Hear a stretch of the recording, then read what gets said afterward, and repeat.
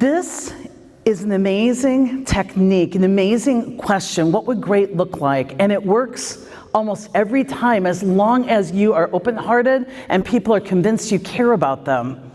See, I took what would be a typical 45-minute session of drama and moved it through back into results in about 5 minutes flat.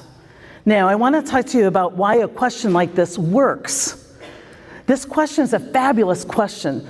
First reason it works is that it moves you from your ego and your venting into the better part of your brain. It uses an ego bypass tool like self-reflection to move you out of venting and into self-reflection. And you'll learn today that you can't do both of those things at the same time. They're mutually exclusive. This question also works because everyone knows what great looks like. Every person knows what great looks like. If you got coffee this morning, you know whether that was a great experience.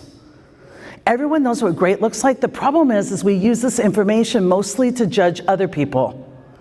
See, I know what great looks like. It's what you're not doing, and it's what you're not doing, and it's how you're not moving the company forward. I know what great looks like.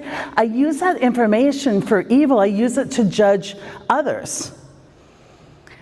And another reason this question works, and it's so impactful, is that it actually drives engagement in a very true and sustainable way. Not the way we've all learned to drive engagement by perfecting people's circumstances and putting both Coke and Pepsi in the break room and having foosball tables. It truly drives engagement. When you're venting, you cannot see a place you can have impact. The world is wrong, other people are wrong, everyone is screwed up, there's big problems, it's not my fault, I can't fix this. Your ego really narrows your view. When you self-reflect, it moves you into a better part of your brain where you're like, let me think about how I can impact. Self-reflection leads you to understand where you can have impact, and we all crave impact, and impact is the driver of engagement. Because when I self-reflect, I see that there are hundreds of ways I could impact the situation, and I'm eager to go plug and play because I think I can make a difference. It works with the natural order of things, the natural way of things. There's a lot being done. We're spending more hours than ever in training, more dollars dedicated to leadership training and employee training, more courses. We've got a lot of stuff going on, bigger training budgets. I'm talking millions and millions of dollars. How many of you have been sent to training this year, right? And drama's increased by half an hour per person in spite of all this training and development.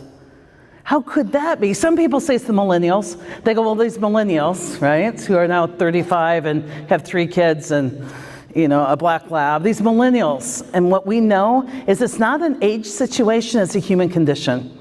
It is people not understanding their own thinking and using good mental processes.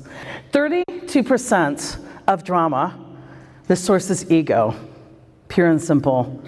Judging, venting, tattling, scorekeeping, minding not your business, but somebody else's business, figuring that if everybody just listened to you, the world would be better, arguing with reality, fighting against what is truly happening, ego. Second source, accountability issues. Ego is first, and then what ego does next is blame others. And ego needs to stay away from accountability because accountability is death of the ego. So it's all about blame and lack of accountability. Now, a lot of people talk about accountability, but they don't really understand accountability. Most people ask me, Sai, what can I do to make this person stop doing X? And I say, you probably can't make them stop doing anything, but you can stop enabling them. See, most drama we have, we either hired it, we allow and enable it, or we are it.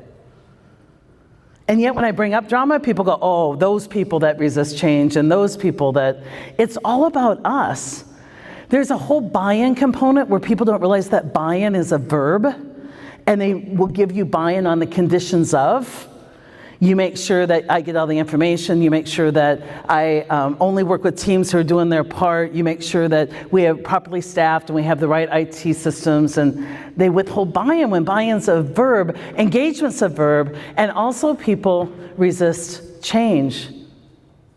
To this day, in 1989, I gave my first presentation on change. I said, you guys need to get really good at it. Some of you weren't even born then. Everybody promised to get good at it. We are 30 years into this, And people are still resisting change.